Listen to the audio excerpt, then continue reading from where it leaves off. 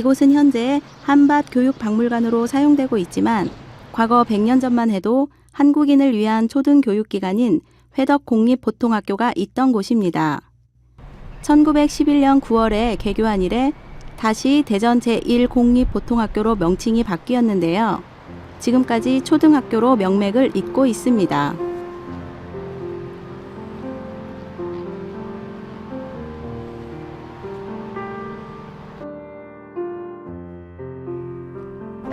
선생님 안녕하세요. 오시느라 고생하셨습니다. 네. 안으로 들어가실까요?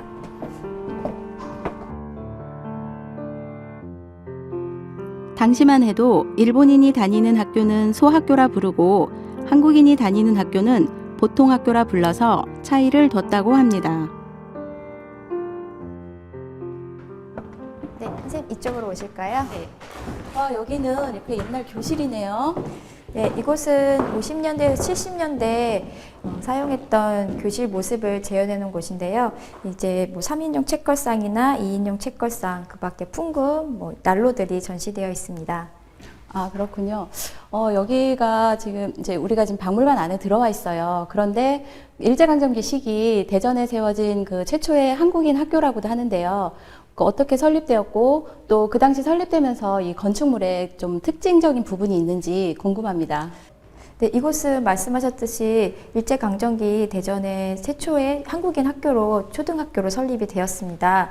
1911년 조선교육령이 공포되면서 전국에 공립보통학교들이 설립이 됩니다. 그거에 맞춰서 대전에도 이제 한국인을 위한 학교가 설립이 된 건데요.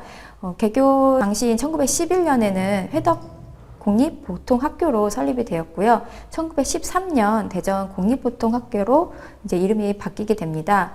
그 뒤에 이제 조선인들이 학교에 다니고자 하는 이제 그 수요가 많아지면서 이 지금 현재 인근에도 또 다른 공립보통학교가 설립이 됩니다. 그러면서 이곳은 대전 제1공립보통학교로 이제 명칭이 바뀌게 되지요. 그 뒤로 이제 대전에도 많은 이제 초등학교가 설립이 되었고요. 하지만 이 건물이 이제 최초에 지어졌던 만큼 다양한 이제 특징적인 요소가 남아 있는데요. 이제 건물 외벽에는 이제 그 곳곳에 원형 창들이 남아 있어요. 이제 그래서 이제 그것들이 그 직사각형의 다른 창문과 미적 요소를 고려한 것이라고도 이제 해석이 되지만 또 한편으로는 이제 일장기의 그 원형을 상징하는 것으로도 해석이 되고 있고요. 또 내부에서는 교실 안에 있는 이제 그 출입문들이 이제 앞문은 교사 그리고 뒷문은 학생이 사용했던 것으로 이제 분류가 되고 그 크기에서도 앞문이었던 교사의 문은 높고 학생의 문은 낮아서 학생들이 교사에게 대해 이제 순종하고 이제 또 복종하는 모습을 이제 키우도록 한 특징이 이제 남아 있습니다. 아, 네, 그렇군요. 근데 여기가 이제 그 한국인을 위한 그런 학교였기 때문에 그 당시 그 일본인이랑 받았던 그런 교육제에서 많은 좀 차별이 있었을 것 같아요. 이름에서 알 수 있듯이 이곳은 보통학교였고 일본인을 위한 학교는 소학교였습니다. 이제 보통학교라는 이름에서 보면 이제 여기에서 받은 이제 교육의 수준이 이제 일상생활을 할 수 있는 보통 정도의 수준의 교육을 했었던 것으로 이제 알려지고 있고요. 또 학제에서도 이제 일본인을 위한 소학교는 그러니까 그 일본인의 초등교육은 6년제로 이루어졌는데 한국인을 위한 초등교육 은 이제 4년제로 이제 단축이 돼서 운영이 됐고요. 한 주에 받았던 수업 시수도 이제 크게 차이가 나는 것으로 보입니다. 여기서 있었던 학생들의 교육은 이제 이제 일본 집의 가장 토대가 될 수 있었던 일본어 교육이 중심을 이뤘고 이제 우리말인 한글은 조선어로 취급이 되면서 이제 학생들이 굉장히 적은 수업 실수만 받았던 것으로 보입니다. 그 밖에 이제 다양한 식민교육을 이루어졌는데요. 수신 과목 시간에 이제 일제히 수능할 수 있고 이제 충성할 수 있는 그런 부분들을 많이 배웠고요.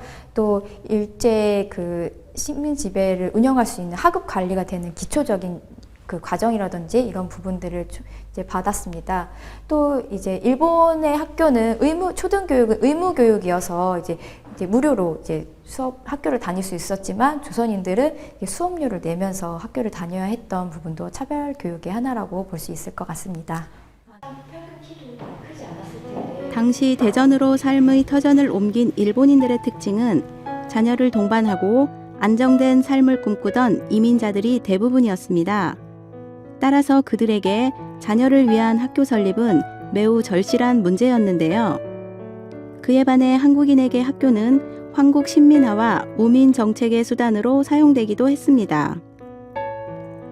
100여 년 전 교육의 현장에서 빚어진 차별과 식민화 정책이 교육을 통해 치밀하게 진행됐다고 생각하니 착잡한 마음도 들었습니다.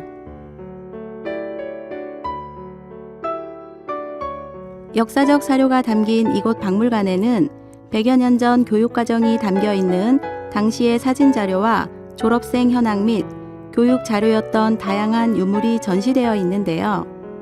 당시 보통학교의 보통교육 과정의 일면뿐 아니라 근대 학교 제도를 위주로 교육제도가 어떻게 재편되고 있는지 반추해 볼 수 있었습니다.